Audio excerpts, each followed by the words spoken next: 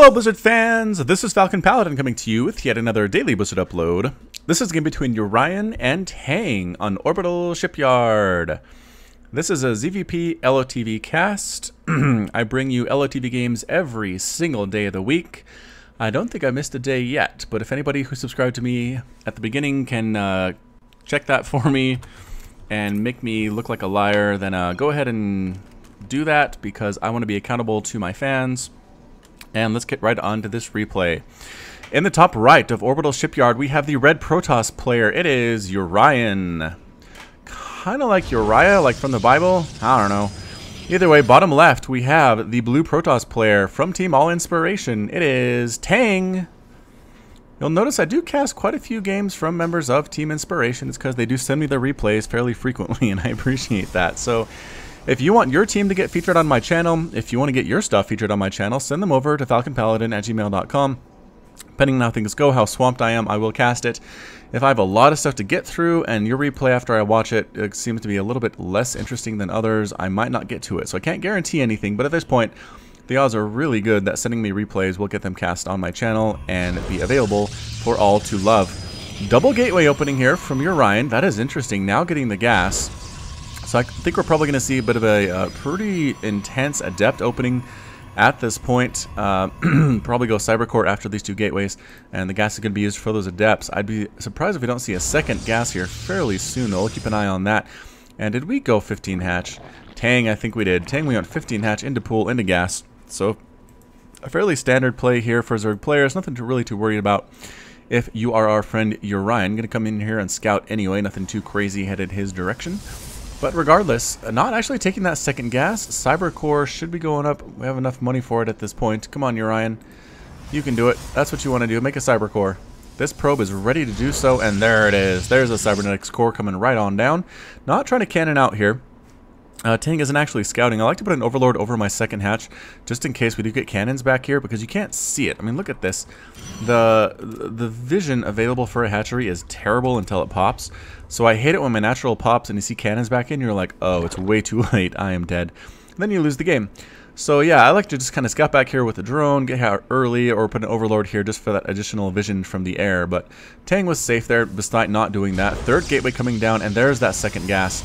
3 workers on the gas. Yep, 3 workers on the gas. Cybernetics core now finishing. And here come the adepts. Adepts immediately on the way for Urian.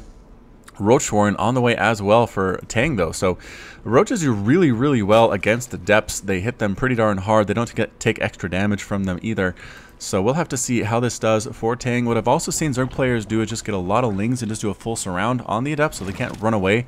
They can't use sonic transfer. They can't kite. And you'd be surprised at how quickly they go down in that situation. I mean, a number of lings you'd think would be killed easily by 3 or 4 adepts is actually enough to take them out. So as long as they're right on top of them.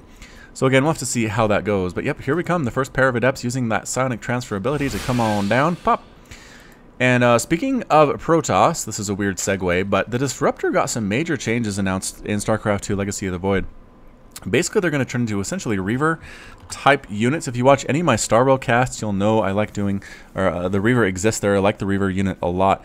It kind of sits there and shoots projectiles that then do a lot of splash damage, and that's kind of what the Disruptor is going to be able to do.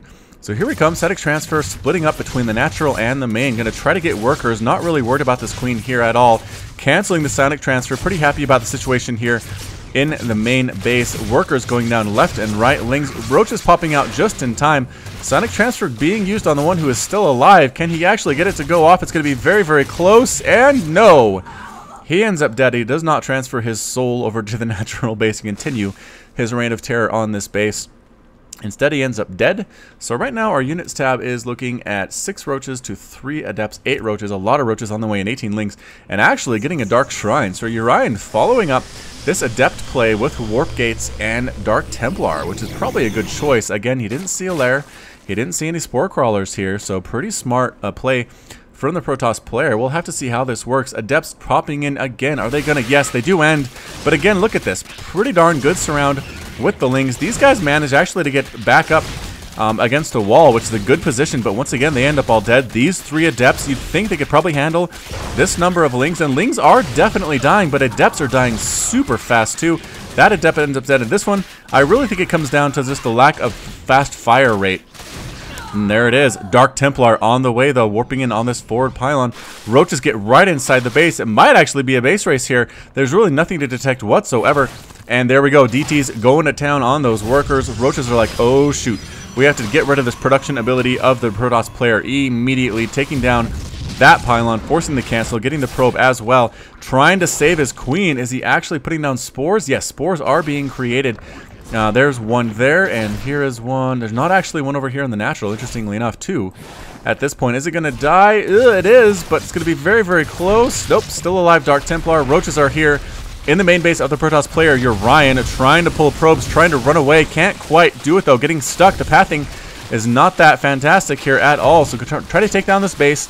So the Protoss player will be revealed. Throwing up another Nexus here is Urian trying to replant right on the front door of Tang. Is this guy still alive? Nope, not alive. Just got killed, and that's it. Urian calls the GG and is defeated, and Tang is victorious. So, woo, pretty short and sweet little game there against Protoss. Really intense. The Roaches got out there. Adepts did the damage that they could. Adepts killed what? Adepts and Dark Templars combined killed about 21 workers, but it was 16-5 at this point. Tang was pretty darn safe. The number of workers that were here, Urian was able to see, and so I think basically figured, okay, I'm down on worker count. I can't really defend this super well being right next to the Zerg player, so just tapped out, called the GG, and that was it. So that was Falcon Paladin coming to you with yet another daily Blizzard upload. You can catch me on Twitch, Twitter, and Facebook, all / Falcon Paladin. Hit that like button, hit that subscribe if you like what you heard and what you saw today. And until next time, as always, you take care of yourself.